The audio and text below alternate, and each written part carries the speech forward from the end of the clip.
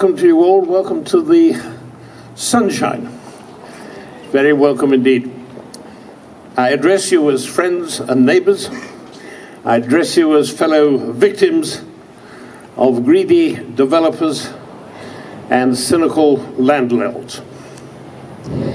I welcome you to this rally organised by ROAR, ROAR being a gathering of citizens and local organisations in Oxfordshire, all together alarmed at the way in which our local communities are being picked off one by one. We come together today to remind ourselves, each one of us in our own village and locality, that we are not alone. We have each other, we are all together. And all over Britain, people are finding themselves in the same plight. By uniting against this threat, we will, we believe, be much stronger. Together, we can see that the root of the problem is not just the greed of developers here and there, but the general breakdown of the traditional local democratic control of town and country development. The development free-for-all, which is now threatening to destroy our communities and our environments, comes not from random opportunism in this, that or the other Oxfordshire village, but it comes basically from Whitehall. Now, this is not, absolutely not, a party political matter. No manifesto at the last election promised to hand over local and democratic control of development to private and commercial interests. And yet that is what is happening behind a fog of evasion and misinformation.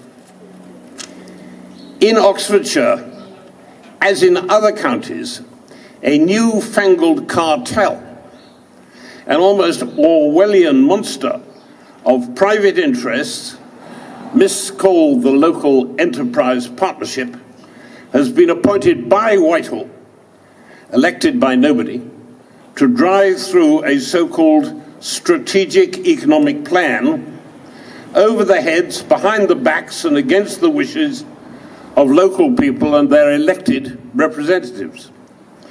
To be sure, it boasts an arm called a growth board, on which the leaders of selected local councils sit. But they, the leaders, have no power in that role to overrule the economic plan, which in fact is written by private consultants, many of whose day jobs consist of richly funded contracts from developers and landowners for whom they work. The only job of the local council leaders in this scheme of things is to see that the growth plans are implemented. And the growth plans are written to justify the wildest ambitions of the consultants' real paymasters for the largest possible number of developments.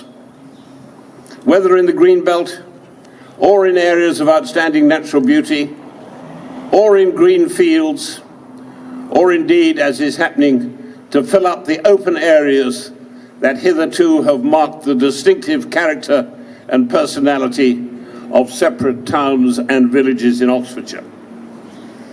The councils which these leaders represent have no say at all in these strategic plans and no opportunity to veto or prevent them.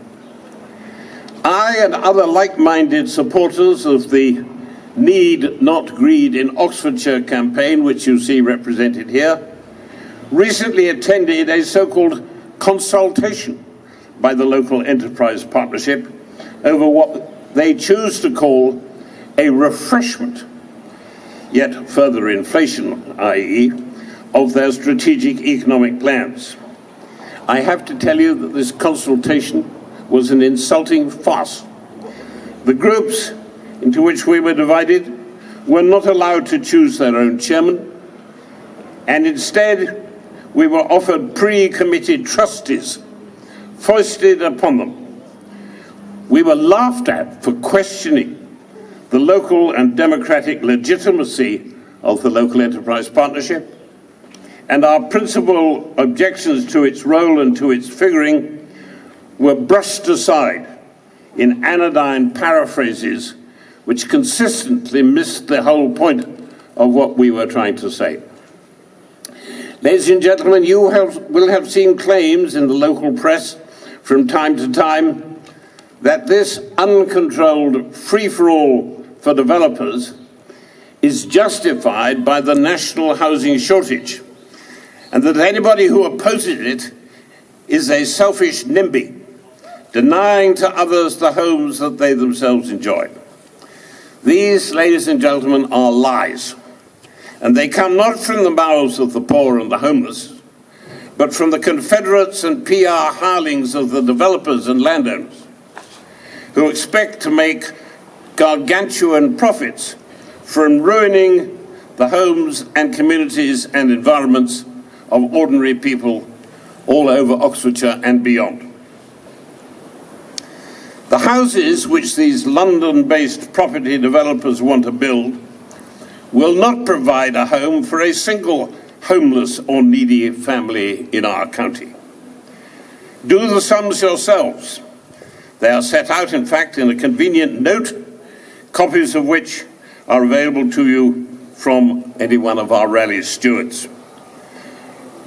According to the government's own website, a person in Oxfordshire on average earnings and with cash reserves sufficient to put up a 20% deposit, such a person could get a mortgage sufficient to afford a house priced at between £120,000 and £140,000. Two such average earners in a partnership could possibly afford a house of up to, at a maximum, £260,000.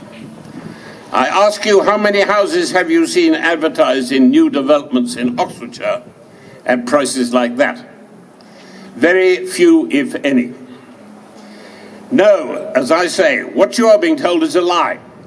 The developers are no more interested in helping the homeless than they are in any other charitable works.